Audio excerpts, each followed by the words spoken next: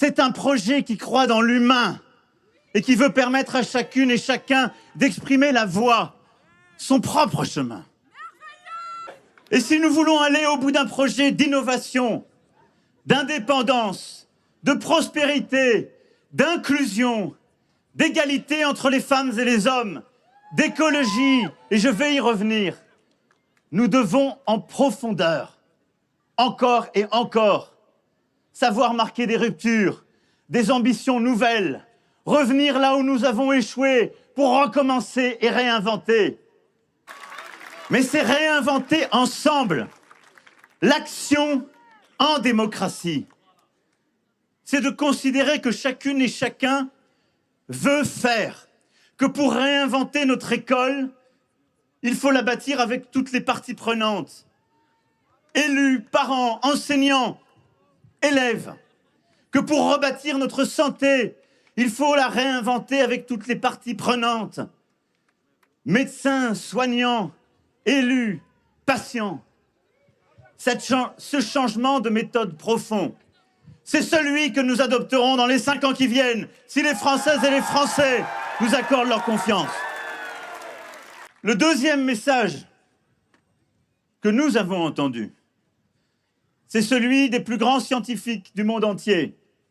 Il y a 2 semaines, une fois encore, mais plus grave encore, le GIEC, le Groupement international d'experts pour le climat, a remis un rapport qui nous donne 3 ans. 3 ans pour tenir les objectifs des accords de Paris contre le réchauffement climatique et léguer à nos enfants une planète vivable. Nous nous sommes battus de One Planet en One Ocean Summit, d'Europe aux États-Unis en passant par l'Afrique, pour la biodiversité et lancer un agenda nouveau pour la lutte contre le réchauffement climatique et pour lancer un véritable agenda européen. Oui, au printemps 2018, nous n'étions que 8 États membres à nous battre sur ce sujet. Nous avons obtenu l'accord de tous au mois de décembre dernier pour construire un accord européen sur le climat et porter la neutralité carbone en 2050. Et du monde à l'Élysée, nous l'avons fait, car à l'Élysée, plus modestement, mais l'exemplarité sert. Nous avons innové en compensant l'empreinte carbone de tous les déplacements, et il y en a parfois pour un président, en construisant une crèche qui est le premier bâtiment public entièrement conçu avec des matériaux biosourcés. Oui, nous nous sommes battus durant ces 5 années, en prenant des décisions difficiles et en les assumant, mais en actant que la bataille pour le climat n'est pas simplement une question de mobilisation, est encore moins une question d'injonction, n'est jamais une question d'opposition de bloc à bloc, mais c'est la clé d'une réussite commune, d'un investissement de la nation, d'un accompagnement de chacune et chacun pour changer les habitudes. C'est cela ce que nous avons fait. Pour réussir la bataille pour le climat, pas d'injonction, mais du respect et de l'ambition. Pas de fausses leçons, mais la clarté dans les objectifs et de l'investissement. Alors tous ces efforts ont des résultats. Et je les défends. Nous avons été 2 fois plus vite que durant les 2 quinquennats qui précédaient pour réduire les émissions de gaz à effet de serre. Nous avons protégé la biodiversité davantage et nous avons diminué de 12% nos émissions de gaz à effet de serre en 5 ans. Mais très clairement, ce que le GIEC nous a encore dit, c'est que ça ne suffit pas. Et si nous voulons respecter les accords de Paris, il faut aller 2 fois plus vite que ce que nous venons de faire ensemble durant ces 5 années. 2 fois plus vite. Donc vous savez quoi? On va le faire! Parce que de l'autre côté, j'entends l'anxiété de Françaises et de Français sincères qui me disent « Mais moi, je vois comme un mur devant moi, on me dit qu'il faut tout changer, que je ne pourrais pas continuer mon activité. On essaie de me culpabiliser, de me dire que mon mode de vie, que ce que je fais chaque jour, ce que mes parents faisaient au champ ou à l'usine est mal, parce que je suis dans une industrie qui pollue, ou parce que le modèle qui est le nôtre a fait que j'ai dû utiliser tel ou tel produit. Et il y a aussi une anxiété aussi sincère de beaucoup de nos compatriotes face à ce qui leur semble comme un changement impossible, trop dur, trop rapide. Mais donc, vous le voyez bien, nous ne pouvons pas laisser ces deux anxiétés face à face. Nos plus jeunes et celles et ceux qui sont anxieux, pensant que la planète ne sera plus viable, et l'anxiété de celles et ceux qui craignent un changement trop rapide. Nous devons réconcilier tout le pays par un changement de paradigme, par une ambition nouvelle. Et ce changement de paradigme n'est pas simplement d'aller un peu plus vite, de continuer ce que nous avons fait. C'est d'aller 2 fois plus vite et de transformer la politique, l'économie, les paysages et nos vies dans la France pour les 5 ans qui viennent. C'est ce changement de paradigme que je veux pour nous. Alors, la politique que je mènerai dans les 5 ans à venir sera donc écologique ou ne sera pas.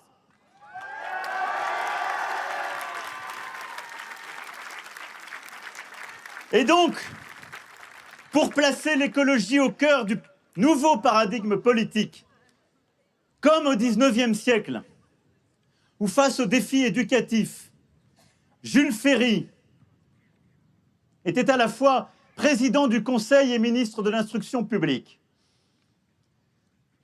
Mon prochain Premier ministre sera directement chargé de la planification écologique. Parce que cela concerne tous les domaines, tous les secteurs, toutes les dépenses, tous les équipements, tous les investissements, bref, toutes les politiques. Ça n'est pas simplement une politique, c'est la politique des politiques. Et parce que cela démontre irréfutablement l'importance que nous accorderons à ce combat du siècle. Le Premier ministre sera, pour agir, appuyé par 2 ministres forts. Le ministre de la planification énergétique. Et donc le ministre de la planification énergétique aura pour mission de faire de la France la première grande nation à sortir du gaz, du pétrole et du charbon. C'est possible et nous le ferons. Et pour cela, il faudra d'abord planifier une stratégie de sobriété énergétique, car l'énergie qui pollue le moins est celle qu'on ne consomme pas.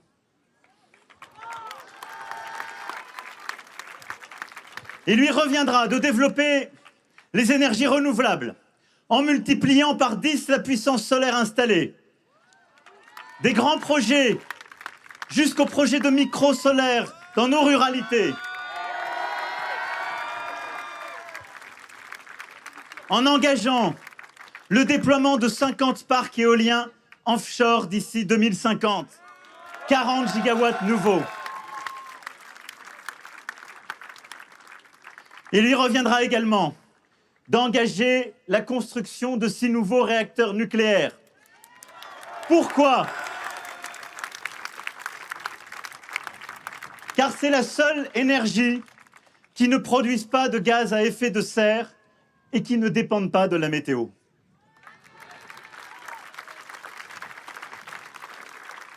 Et donc partout dans le monde, même quand on met beaucoup de panneaux solaires et d'éoliennes, à chaque fois on le complète avec d'autres sources d'énergie non intermittentes.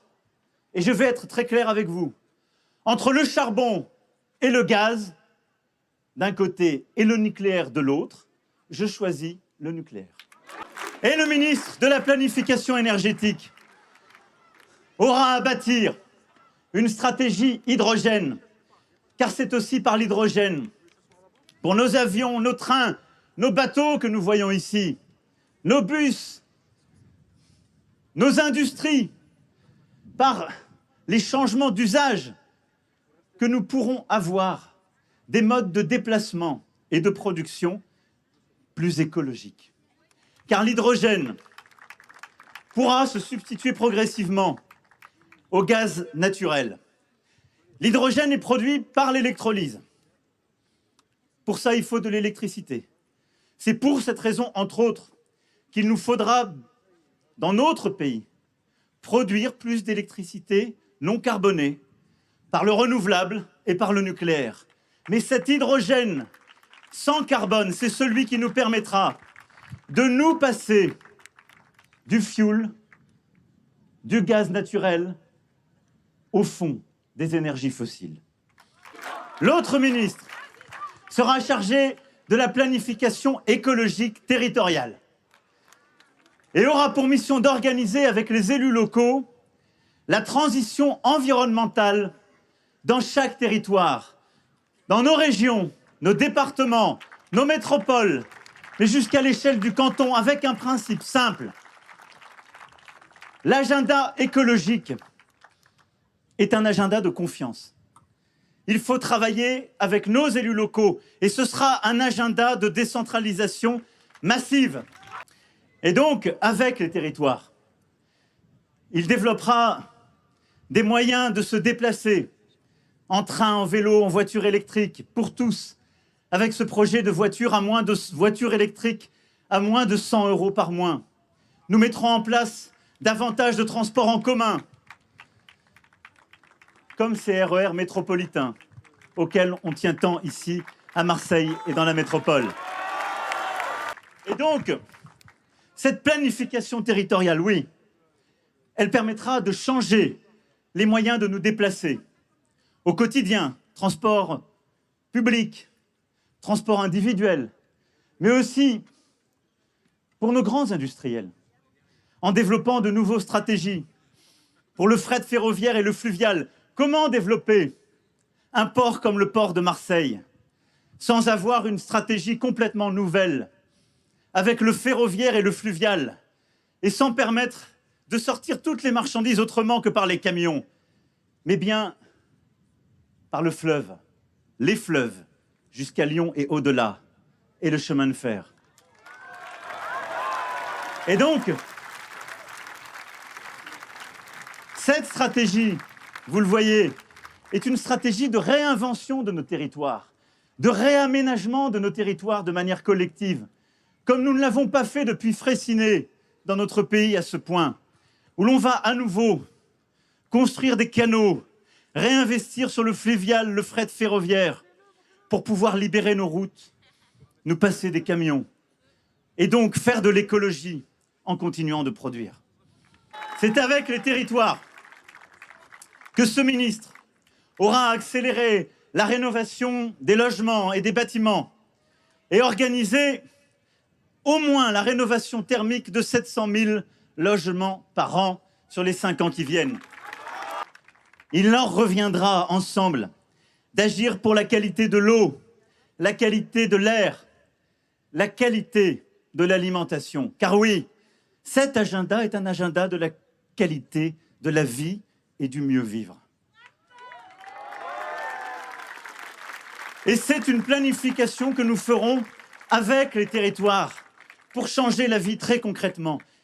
Imaginez, quand je parle de qualité de l'air,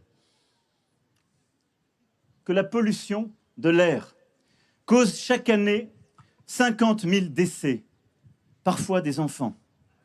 C'est 15 fois les décès liés aux accidents de la route. Alors nous savons ce que notre pays a su faire lorsqu'il s'est mobilisé contre les victimes de la route, engageant avec la même force une politique pour faire baisser les victimes de la pollution de l'air partout en France. Nous lancerons immédiatement un effort massif de purification de l'air dans nos écoles, nos hôpitaux, nos maisons de retraite et dans tous les bâtiments publics. Et vous en verrez les premiers résultats avant la fin de cette année. Et il en sera de même sur la qualité de notre alimentation. Nos paysans font tant déjà. Mais dans nos écoles, Je veux qu'on aille encore plus loin pour davantage de produits locaux, de circuits courts, de produits bio. Et grâce aux plans alimentaires territoriaux que nous avons bâtis partout avec nos départements, nous permettrons à chaque fois dans la restauration collective, et en particulier pour nos enfants dans les cantines, d'avoir une alimentation de qualité. Et pour accompagner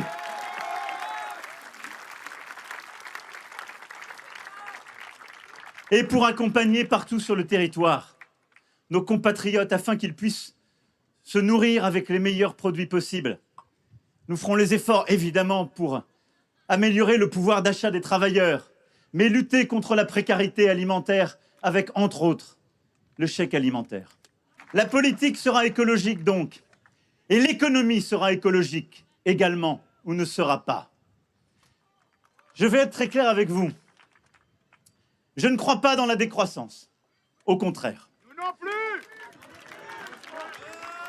Et je ne crois pas que se battre pour le climat, qu'être sincère pour le climat et pour la biodiversité puisse, en quelque sorte, n'avoir qu'une seule solution, ce serait de détruire telle ou telle activité, demander à des agriculteurs d'arrêter ou à des industriels de fermer. Et je pense qu'une telle politique n'est pas possible dans notre pays. Pour une raison simple, c'est que pour financer notre modèle social, qui a été si fort pendant la pandémie avec le quoi qu'il en coûte, pour financer nos écoles et nos hôpitaux, il nous faut produire et travailler davantage.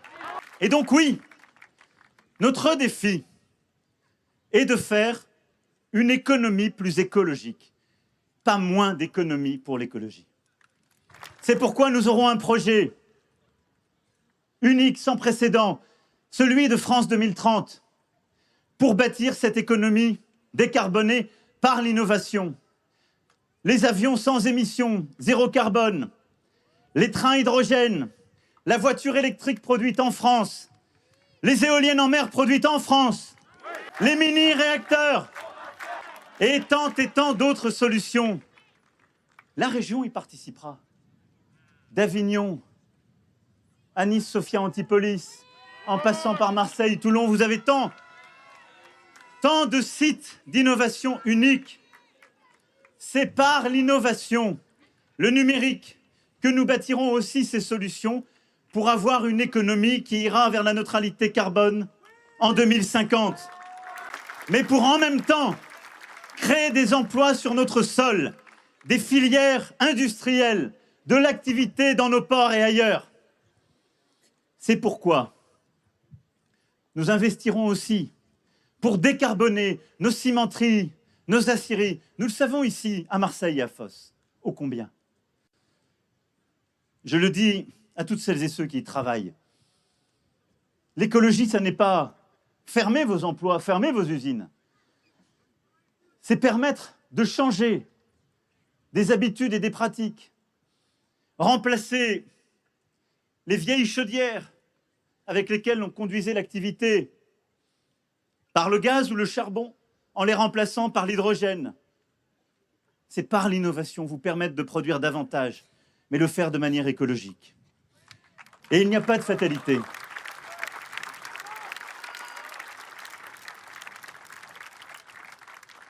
Il n'y a pas de fatalité. Ça n'est là aussi qu'une question d'investissement et de volonté. C'est pourquoi aussi nous nous appuierons sur les chefs d'entreprise. Je sais qu'il y a ici beaucoup d'entrepreneurs, et j'en connais de longue date, engagés sur la question écologique. Entrepreneurs du livre et de la culture, entrepreneurs du numérique, industriels, qui sont de grands entrepreneurs écologiques et écologistes. Je connais tant d'associations engagées aussi sur cette question et pour le climat. Alors, nous appuyer encore davantage sur eux, c'est changer en France et en Europe aussi les règles. Les parts variables des dirigeants seront à la fois encadrées dans leur montant au niveau européen, mais aussi soumis à l'atteinte des objectifs environnementaux. Les grands dirigeants du XXIe siècle ne sont pas simplement ceux et celles qui ont de la performance économique ou financière, mais celles et ceux qui sauront avoir des résultats pour l'inclusivité, pour l'égalité femmes-hommes et pour la question écologique. Oui, les grands patrons seront des patrons verts, des patrons éco-responsables. Avoir une économie plus écologique, c'est aussi accompagner, accélérer les changements d'usage. Nous avons commencé de le faire ensemble, en mettant fin et en nous battant contre le gaspillage alimentaire, en prenant de nouvelles lois, en nous battant justement contre aussi le gaspillage des produits manufacturés, en luttant contre l'obsolescence programmée, en luttant contre le plastique à usage unique. Depuis le début de l'année, les fruits et légumes sont vendus en vrac, plus dans les sachets plastiques. C'est le fruit de nos lois.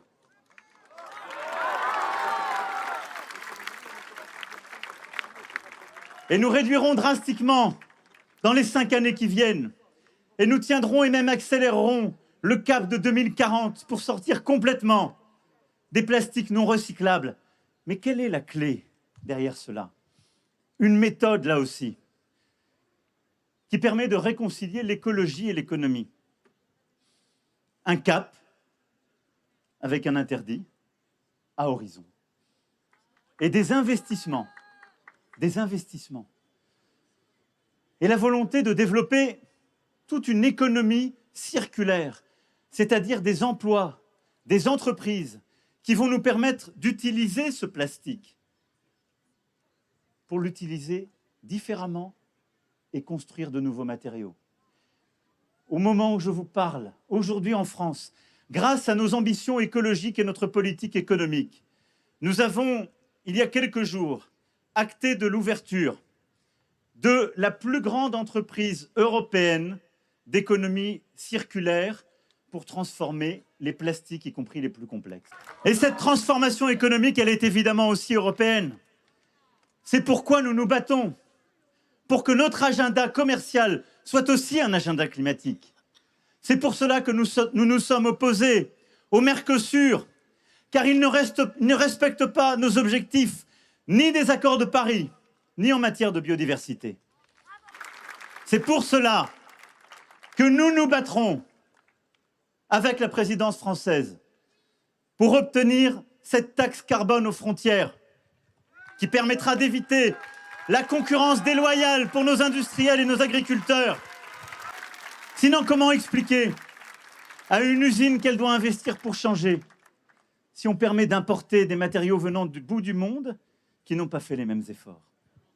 C'est pour cela que nous nous battrons partout pour ce qu'on appelle les clauses miroirs, c'est-à-dire demander la même chose aux autres que ce que nous faisons en Européens.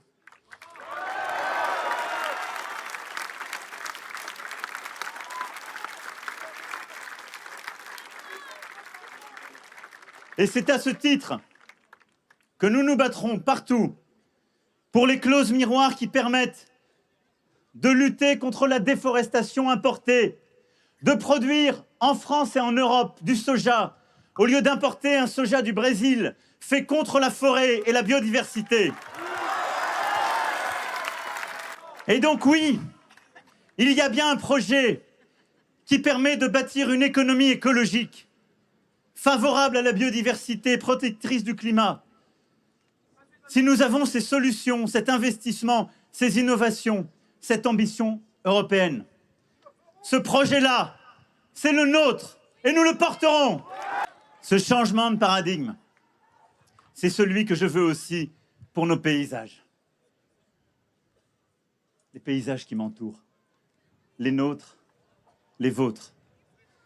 Oui, si nous voulons nous battre contre le dérèglement climatique et pour la biodiversité, il nous faut savoir protéger nos écosystèmes, la faune et la flore, la nature. Il nous faut nous battre pour nos paysages et la vie qui s'y trouve. Alors pour cela, j'irai au bout de cette ambition dont nous avons posé les bases durant ce quinquennat. 30% d'aires maritimes et terrestres protégées. Nous le ferons. Et nous sommes une immense puissance forestière. La France à l'une des plus grandes forêts d'Europe. Mais la France est aussi une puissance amazonienne, trésor tout à la fois de biodiversité et de peuples autochtones. C'est cela la France, n'en déplaise à celles et ceux qui voulaient la réduire. Permettre de protéger la naturalité la plus stricte lorsque nous devons reconstituer la biodiversité. Permettre à ces endroits de continuer et poursuivre la recherche, le travail des scientifiques. Relancer ce qui avait parfois été arrêté comme l'exploration des grands fonds marins pour notre mer. Comment expliquer que nous n'irions pas à quelques encablures d'ici, plonger au fond de la mer et que nous voudrions aller sur Mars? C'est protéger plus largement en ayant des activités compatibles, car on le peut aussi. C'est permettre de protéger la montagne en permettant à nos agriculteurs, à une vie économique, de s'y bâtir harmonieusement. C'est permettre de protéger nos mers en permettant une pêche durable sur nos eaux.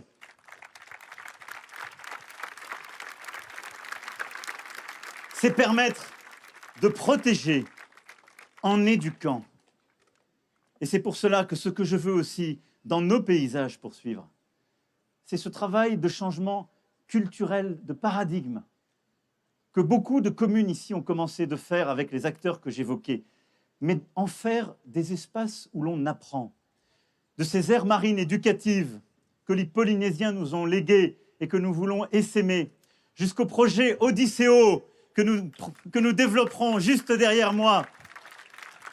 Apprendre, partager avec nos enfants et montrer que le projet écologique est aussi un projet de la préservation du beau, des espèces, de l'éducation et de l'apprentissage. C'est pour ça aussi que nous continuerons d'investir dans nos projets, dans nos forêts, avec en particulier cette volonté que j'ai d'ici 2030 de planter 140 millions d'arbres pour la France. Ce grand plan, c'est celui qui portera notre ambition forestière. Planter, protéger, développer une filière, mais assumer aussi de protéger, dans certains espaces, une forêt libre pour qu'elle puisse se régénérer, en particulier quand elle est un trésor de biodiversité, comme nous le faisons aussi à l'international pour protéger la forêt amazonienne ou la forêt primaire au cœur de l'Afrique. Ces ambitions françaises, nous les poursuivrons, nous les accélérerons.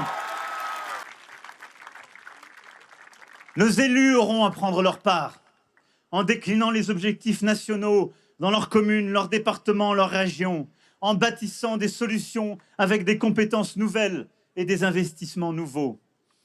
Nos artisans auront leur part, eux qui rénoveront dans les 5 ans à venir 3,5 millions de logements au moins pour y installer des fenêtres, des pompes à chaleur, une meilleure isolation. Et je ne parle pas du chantier colossal des bâtiments publics, du développement des matériaux biosourcés, d'une vraie transformation pour tant et tant de secteurs économiques. Nos paysans y prendront leur part. Nos agriculteurs ont déjà tant fait ces dernières années. Ils ont baissé tant et tant de produits phytosanitaires. 93% des pesticides les plus préoccupants ont été supprimés. Ils sont mobilisés pour aller plus loin, continuer de réduire partout où nous le pouvons, produits phytosanitaires, pesticides et autres. Et ils continueront, pas par l'injonction, mais par l'investissement. Et donc oui, nous pourrons le faire grâce à l'initiative que nous avons lancée et par la 3e révolution agricole qui passera par le numérique, l'agro-robotique, la génétique et le biocontrôle. Nous le ferons car nous le pouvons. Notre jeunesse aura aussi sa part. Notre jeunesse aura à se former dans les métiers de l'énergie, de la batterie, de l'industrie verte. Nous formerons 400 000 personnes en plus aux métiers de sens que sont les métiers de la transition écologique. Métiers de l'énergie, métiers de l'industrie, métiers du recyclage et de la réparation.